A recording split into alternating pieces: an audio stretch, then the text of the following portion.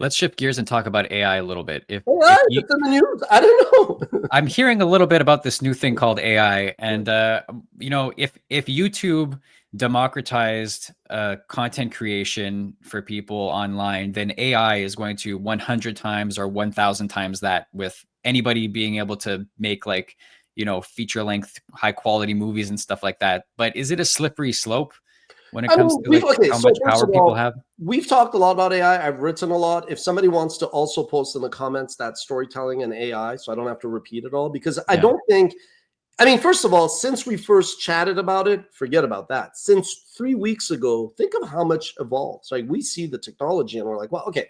So this is what I'm going to say. Hollywood and people are so full of shit. It's incredible to me, because right now you're getting media companies finally coming out and admitting that they've been using AI for different things. No, tomorrow they're not going to cast an AI version of Tom Cruise in the next Top Gun. They will still pay Top Gun money. They will still pay top dollar for Tom Cruise in Top Gun. But all of those extras in the back, gone. All of those other people who whine and complain. I'm sorry, you're great people. Hollywood doesn't care about you. I'm not saying it. Don't want to sound like Ricky Gervais. Hollywood could care less about you. You're just insignificant line item expense that if they could replace you, you don't add anything in their eyes. Like, if you don't get that, you're a moron. Hollywood is full of shit. I'll tell you another reason. All of the people, and I look at this as like an analyst, historian. I see the good and bad in things. I see the practical, the inevitable.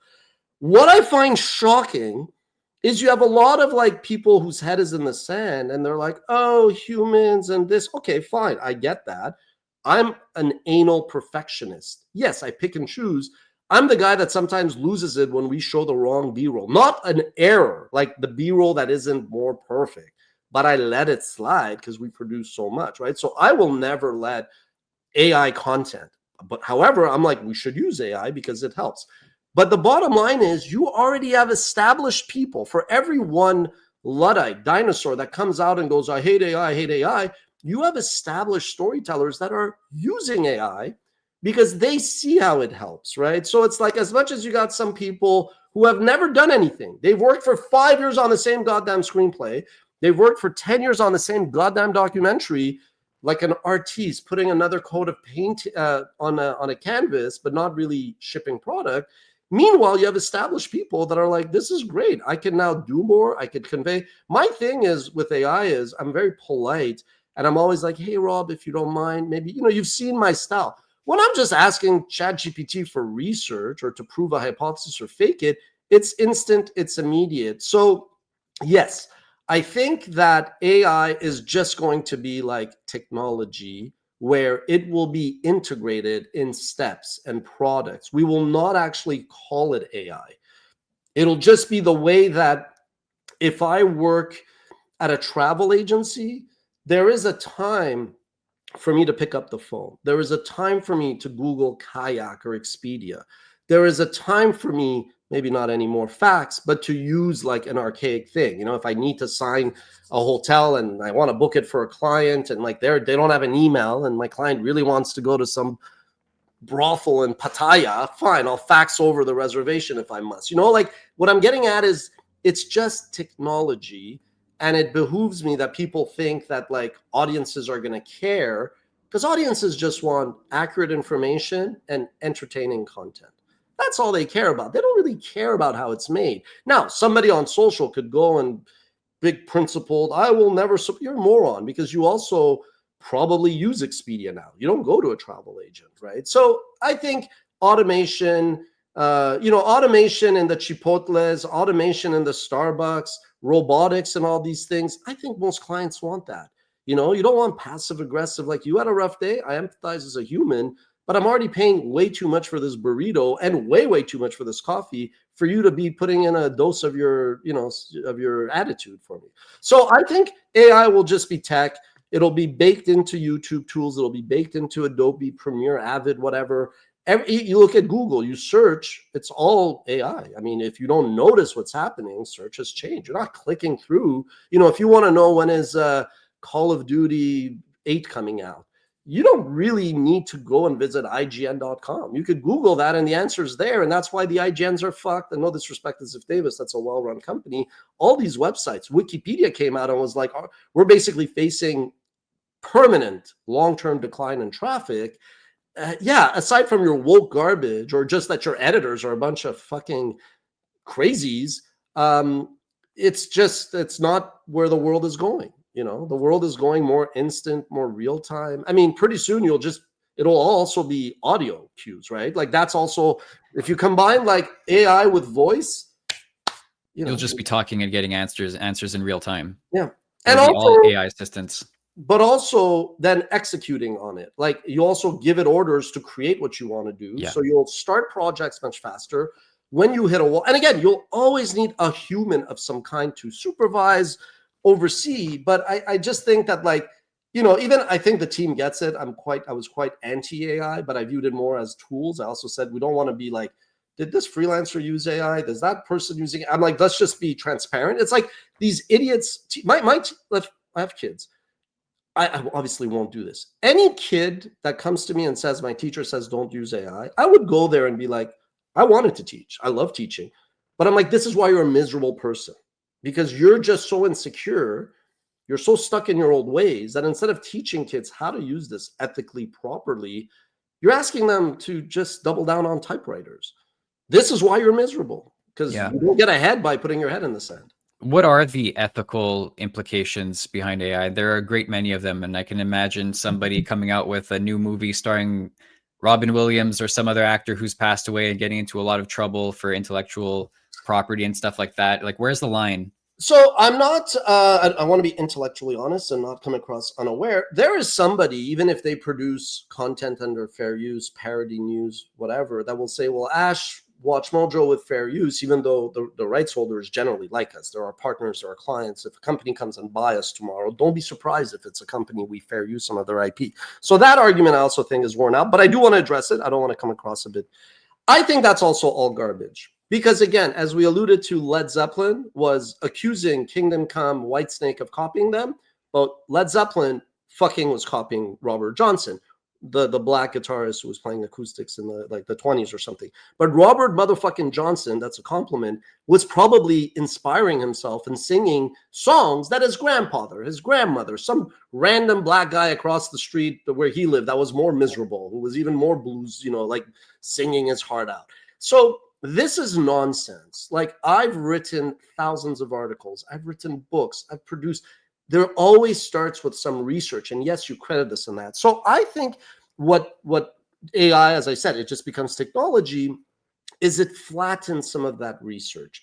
You more quickly can develop a hypothesis that makes sense to pursue a story, whether it's an article, a video, or you quickly realize, yeah, this isn't the right angle. So I've passed that. I personally don't like, you know, I mortgage my freaking place instead of letting people go. I hate to lose people. But I also don't think you have to get caught up in the sense of like, oh, it's unethical if people lose their jobs. There's always been a shift, right? Like seamstresses, even like certain cooks, even certain, like you go to a resort. I mean, I'm fine to press a button for my latte. If you're that much of a fucking coffee snob that you need a barista to make a coffee, okay, I get it. If it's the world coffee competition, maybe the human, but like 99% of the time, it doesn't matter, right? So I actually don't think that the ethics in a year are going to be anything like the ethics we're talking about. And the reason for that is, if you ask the biggest critic of AI and you say, you're going to hire an assistant tomorrow to help you, a human being, they're going to help you with a pain point that you have. You don't want them to use any AI for anything. They may be like, of course not, but they're an idiot or they're lying to you. Because anybody that hires somebody to do a job using archaic technology and not leveraging the latest learnings is a fucking fool, right? If I hired a travel agent and they said, we don't believe in the Google, Expedia is not a good, useful service as a meta search, I wouldn't want them to be searching for trips for me. Why would I want them to be searching? I'm like, are you plugged into Kayak, Canoe, Crapster, whatever that the cool kids use these days. It's like a travel agent saying, I don't believe in airplanes. You're going to go by boat to Europe. You know? Exactly. You could, but you're like, let me go get a second opinion. So I think there will always be ethics, but I also think that because people are generally, not all, but people are also not dumb. I think it's more like if you respect people's time, if you respect your employees' time, if you respect people, I think the right answer is generally in front of you, and it's not extreme. I don't see anything being just automation or human or just AI or human. I really, really see, depending on the task, depending on the step in the supply chain, some combination where a human starts and machine advances, human finishes, or machine starts, human approves. That could be content. It could be your food. I mean, you go to McDonald's, you've seen the memes, you order a cheeseburger, it's supposed to be a consistent product. It's only consistent, and now the guy picked it up and threw it against the wall there. Yeah, that's what it looks so like. I would actually be fine if it was fully automated. Like, what is a human adding there? Just, it's a cheeseburger, but it just looks like you sat on it, right? So I think the ethics will be more case by case. Like if a doctor says, I use AI to see the likelihood that this 30-year-old who is 10 years away from his first colonoscopy, but given their genes, given their family, I'm going to use AI to see if there's a higher chance of colon cancer. That is a smart use. Now, if you're inserting something in a rectum, do you actually think that a human is more precise than a machine? Well, I think for detailed procedures, machines already outpace humans in terms of, like, machines are doing surgery and stuff like that. That's what I'm going to say. So if your doctor who has a God complex says a machine is what I use for precision, then anybody that sits there from home and being like, oh, I feel bad for the doctor that got laid off because of AI, it's moronic, right? So I don't get caught up in like the virtue signaling ethics that people of an era talk about. I generally do look at like, well, what will be a topic of discussion in 3 months or 6 months? So I think that's why I said that thing on storytelling. We talk a little bit about other industries. It's really going to be step by step in a supply chain. It also has to do with the person, right? Let's say you as a storyteller, you're really bad at like fact checking. You have a short attention span. You're great at writing, your prose, your alliteration, your metaphor, your similes. Your English teacher has a fucking hard on every time you press publish. But that's a bit disturbing because my English teacher was a she, so that's just forget about that. Great lady, explains why I'm proficient in English, but very disturbing analogy there. But what I'm getting at, focus, is again, it's case by case, right? Like if you are good at something, you might want to double down on that. But then AI or the technology just helps you cover your blind spots. So I don't overthink the ethics anymore, because I think you could sit around and talk in abstract and you lose your lunch and you lose like your quality, you lose your raison d'etre.